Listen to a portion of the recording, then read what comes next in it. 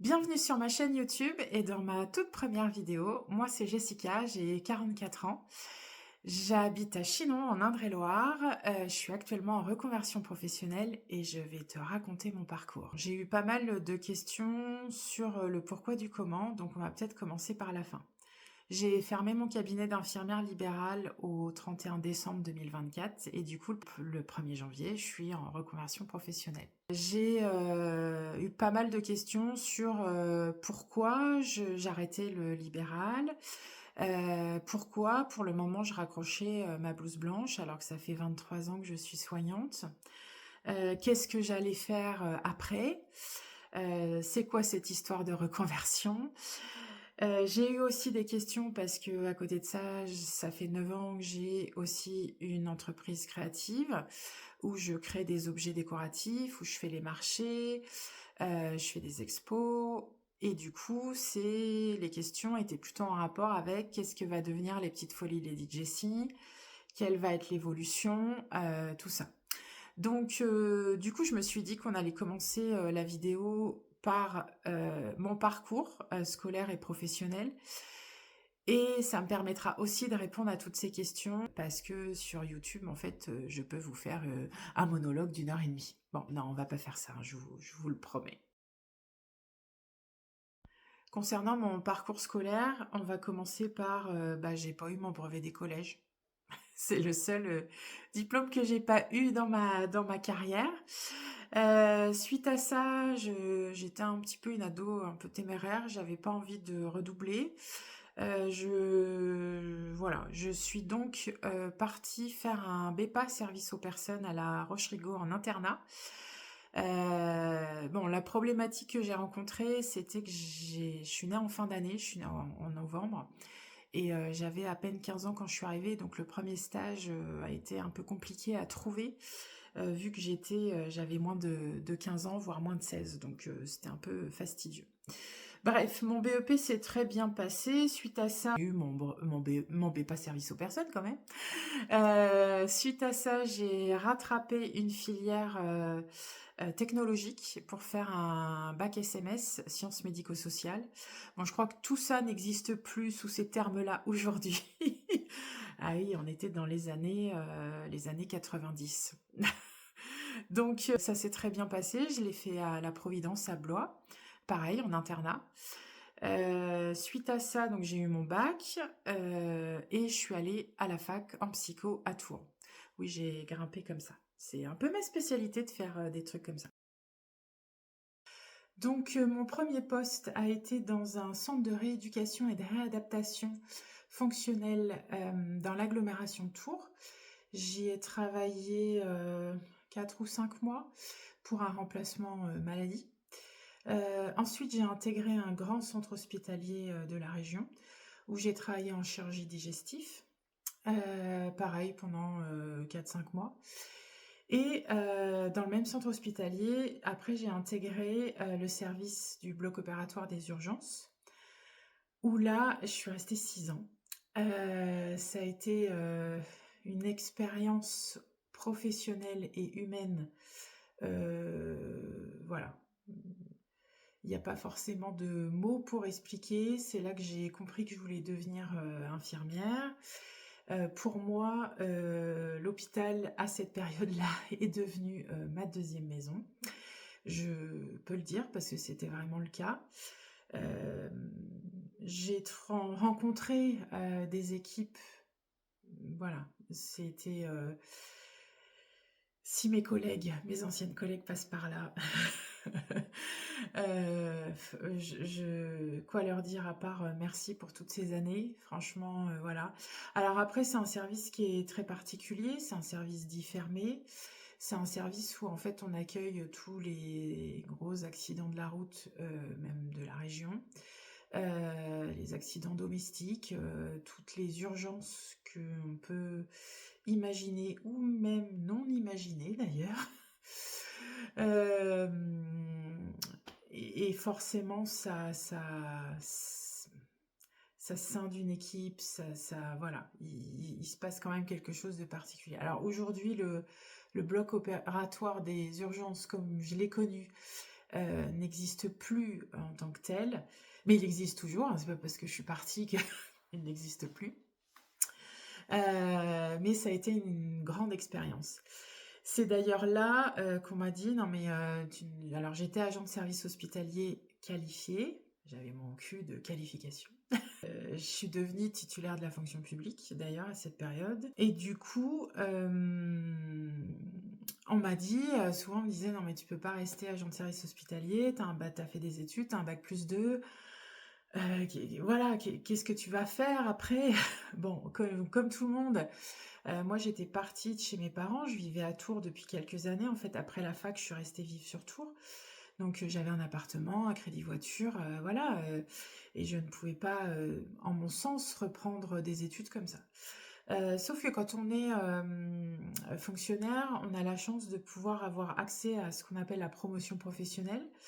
Donc en fait, quand on réussit les concours liés à l'hôpital où on travaille, entre guillemets, on peut avoir ce financement où en fait on est financé pendant tout le temps qu'on est à l'école et après on est redevable d'un certain nombre d'années selon quel concours on fait, quelle profession on fait. Du coup, c'est ce que j'ai fait.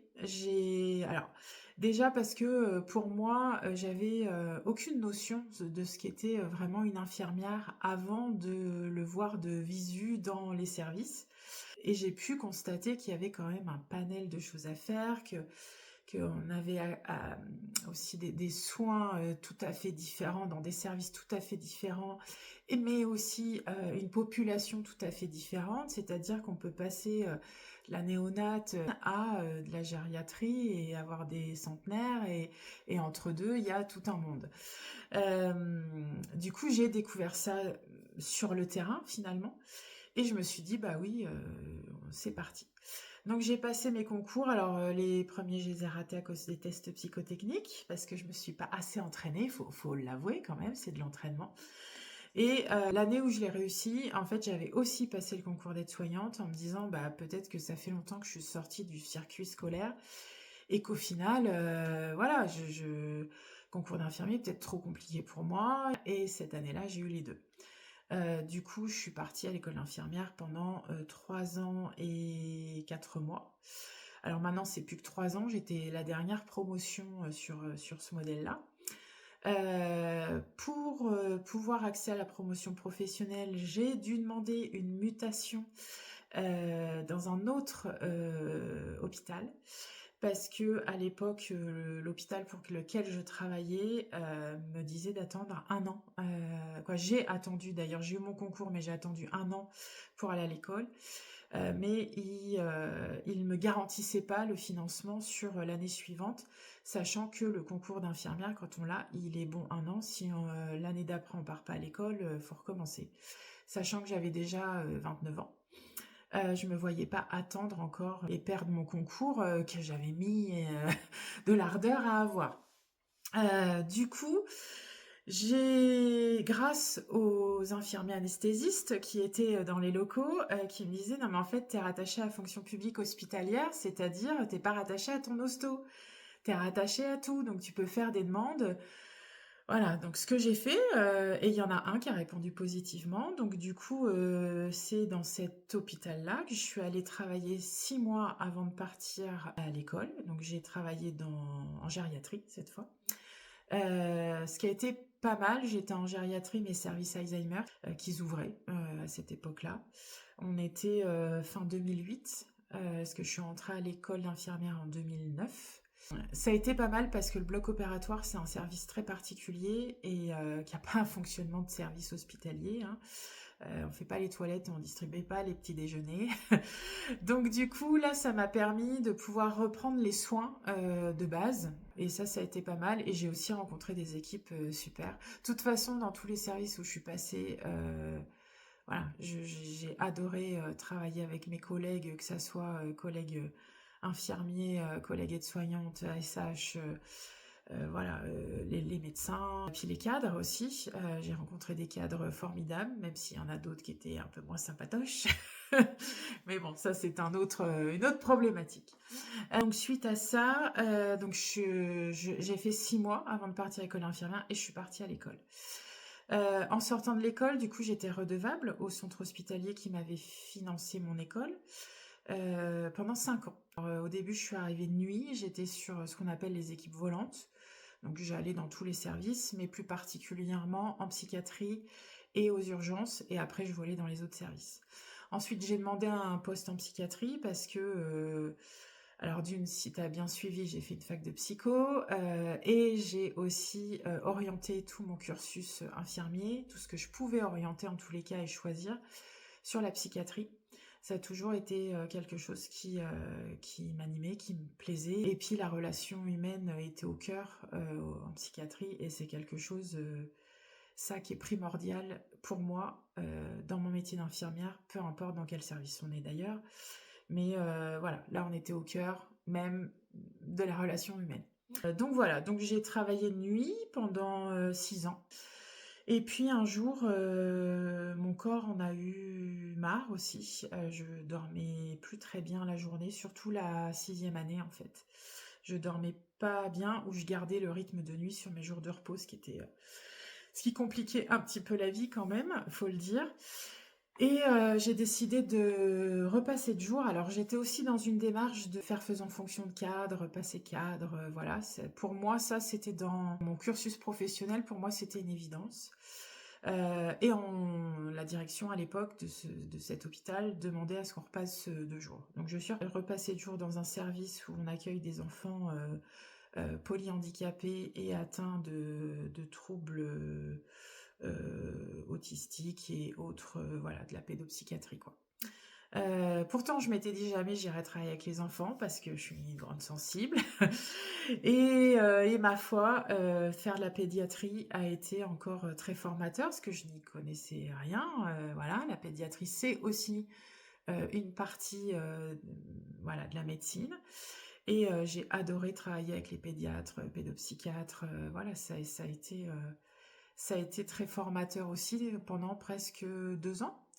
Et puis de découvrir une autre méthode de travail, autre chose. Et puis on n'aborde pas un enfant, et encore moins un enfant qui en fait n'a pas la même compréhension de ce qu'on va pouvoir lui dire, lui expliquer sur un soin. Là, on est dans autre chose, mais il faut trouver des astuces, des choses pour les apaiser, les choses pour qu'ils arrivent à comprendre à peu près ce qui va se passer. Et ça, c'est voilà, c'est aussi une autre manière de travailler qui est apprendre. Je crois que c'est quelque chose de moteur finalement. Du coup, pourquoi j'ai quitté l'hôpital? Moi qui trouvais que l'hôpital était ma deuxième famille, moi qui n'avais jamais parlé de quitter l'hôpital. Mais je vais pas vous faire un dessin, je vais pas rentrer dans des grands débats et on pourrait le faire, hein, mais sur comment va l'hôpital et comment ne va pas bien l'hôpital. En gros, mon projet de cadre, voilà, je vais pas rentrer dans une polémique, mais en gros, c'était pas possible. Du coup, j'ai à l'époque une collègue qui, elle, avait comme projet d'ouvrir un cabinet d'infirmière libérale. Je la vois au café chez elle, voilà, et j'arrive un peu remontée, hein, comme on peut être remonté dans chacun dans son travail. Des fois, il y a des jours avec et des jours sans. Donc ce jour-là, j'étais remontée. Et elle me dit, mais j'attends que toi pour partir. Ouais, on va faire quoi?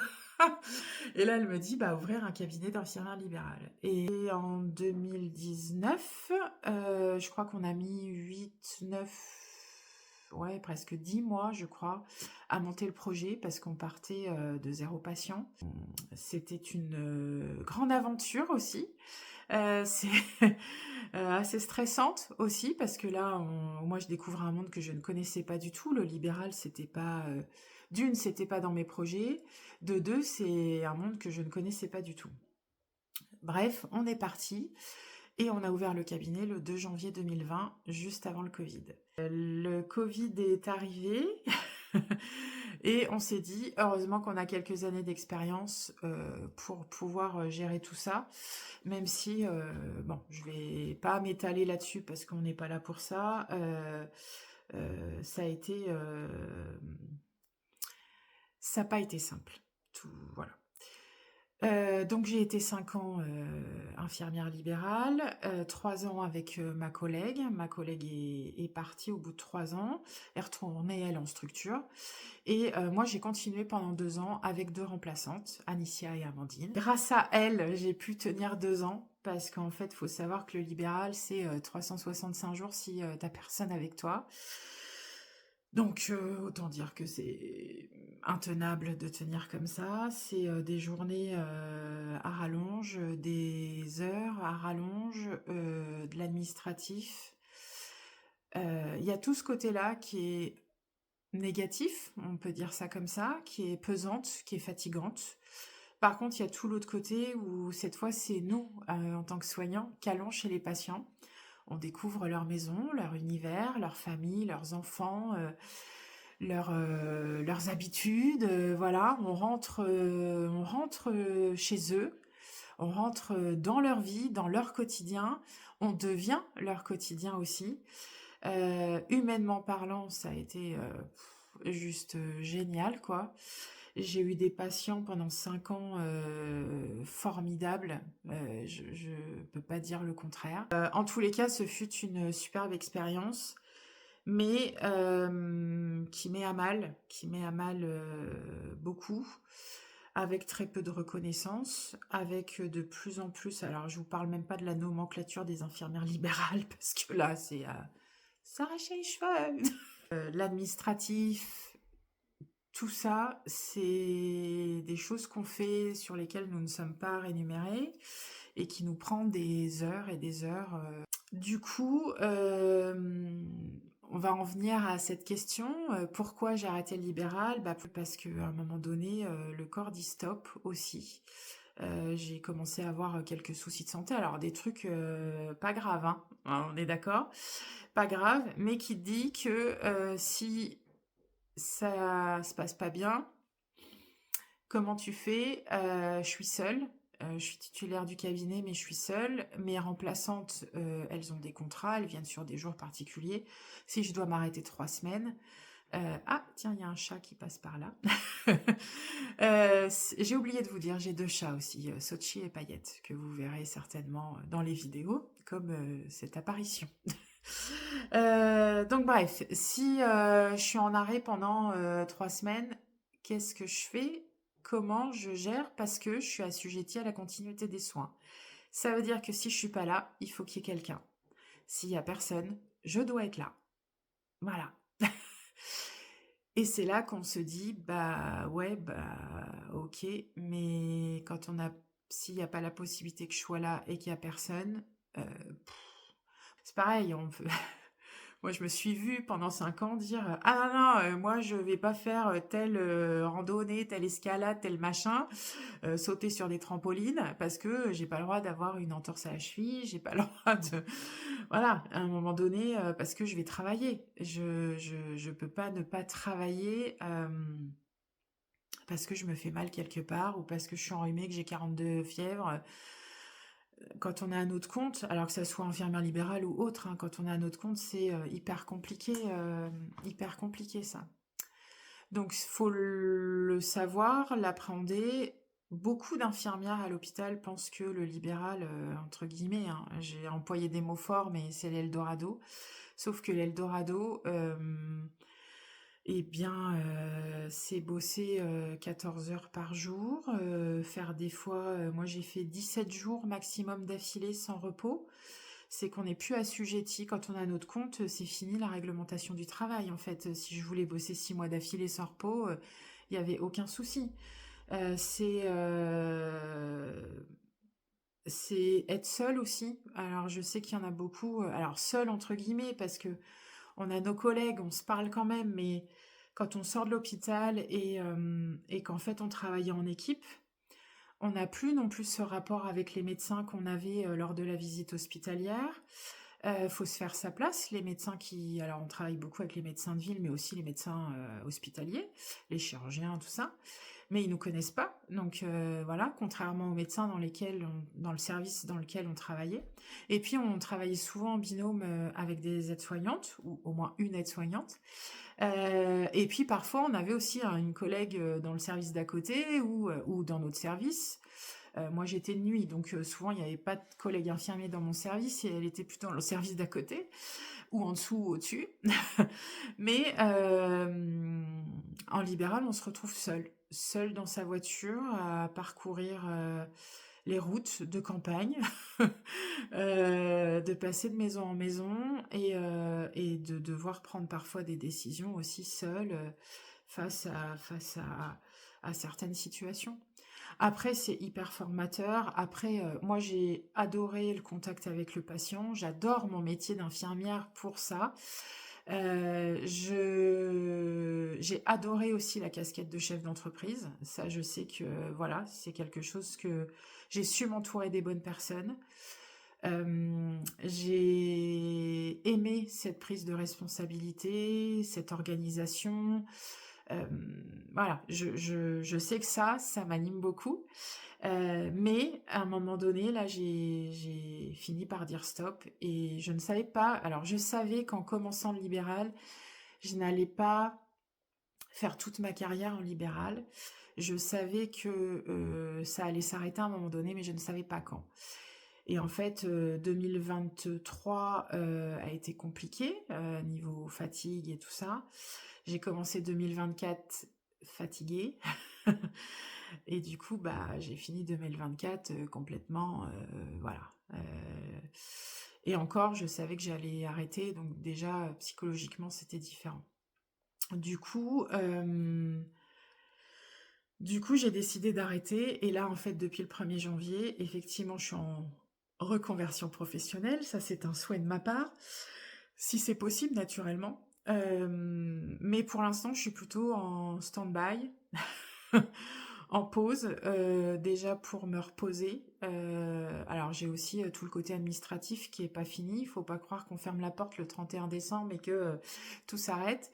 J'ai mon bilan comptable à faire avec ma comptable, Chloé, de chez Fiducial. Ils sont géniaux, hein, vous pouvez y aller.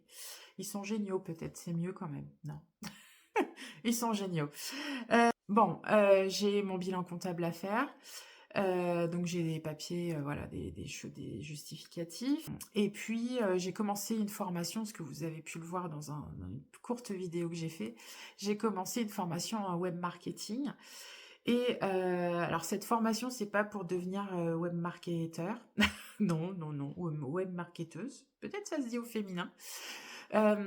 C'est pas du tout pour ça, parce que c'est quand même un jargon particulier, bah, un peu comme nous, dans les soins, on a notre jargon, eux, ils ont leur jargon. C'est plutôt pour acter, en fait, sur mon CV, mettre une ligne en plus parce qu'elle est certifiante, cette formation. Elle est pour deux choses. Pour m'aider dans le côté créatif, c'est-à-dire à gérer un peu mieux les réseaux sociaux. Et puis j'ai un projet d'ouvrir un site internet pour vendre en ligne. Ah, une info importante. Et j'ai aussi, dans ma reconversion professionnelle, voilà, si j'avais à gérer les réseaux sociaux d'un client, voilà, je me dis que ça fait toujours un plus sur un CV dans un domaine qui est complètement différent du mien et dans quelque chose que j'aime faire et que j'aimerais mieux maîtriser. Donc voilà. Donc c'est pour ça que j'ai commencé cette formation en web marketing. On va arrêter cette vidéo ici. Il y aura un tome 2, une partie 2, un focus 2. Je ne sais pas comment on dit sur YouTube. J'espère aussi arrêter de dire ah bah voilà, ça va être compliqué, je pense. On a un peu des tics verbaux. Je voudrais aussi créer une introduction à mes vidéos. Alors, je dois dire que je suis une génération où on n'a pas grandi avec Internet. Internet, j'ai commencé à le à le rencontrer, cette bête-là. J'avais, la vingtaine. Ouais, ça doit être, oui, ça doit être ça à peu près, quand j'étais à la fac. Du coup, on n'est pas une génération quoi. Moi, je suis née en 1980. Oui, oui, ça se voit pas. Non, on va effacer ça, on recommence. Donc, je suis née en 1980. Et je suis une génération où mes amis sont pas la génération des réseaux sociaux, de faire des vidéos YouTube, de faire du montage vidéo. J'ai l'impression que je vois mes neveux qui sont donc au collège et au lycée, ils sont beaucoup plus c'est beaucoup plus intuitif pour eux. Et puis ils ont des amis entre eux, ils font tous, bon, ils ont du codage aussi à l'école, donc forcément, nous on n'avait pas du tout ça, hein. Juste pour dire que c'est pas quelque chose, j'ai pas d'aide en fait à côté parce que ma génération c'est pas leur truc. Alors ils aiment bien regarder par contre. Bonjour à la génération de 1980. Mais je suis un peu démunie, mais je vais apprendre. Je me dis que dans la vie, on peut apprendre à n'importe quel âge. Et c'est aussi pour ça, cette reconversion professionnelle, c'est que j'ai envie d'apprendre des nouvelles choses. Je sais que, je vais dire un truc bête, mais j'ai l'impression d'avoir 18 ans, mais avec des compétences et de l'expérience. Et que du coup, j'ai envie de tester des jobs. Alors bon, il y a naturellement, je vais pas devenir astronaute, hein, ça c'est sûr, ni joueur de foot professionnel. Mais voilà, je me dis qu'on nous demande très tôt ce qu'on veut faire dans la vie, trop tôt, certainement, mais à la fois, il faut qu'on sache un peu dans quel domaine on veut aller. Moi, j'ai toujours aimé l'informatique, les réseaux sociaux dès que c'est sorti. Euh, mais ça a resté plutôt de l'ordre du loisir, entre guillemets. Alors, peut-être que je tendrai vers ça ou pas, voilà. Mais en tous les cas, je suis ravie d'être là avec vous.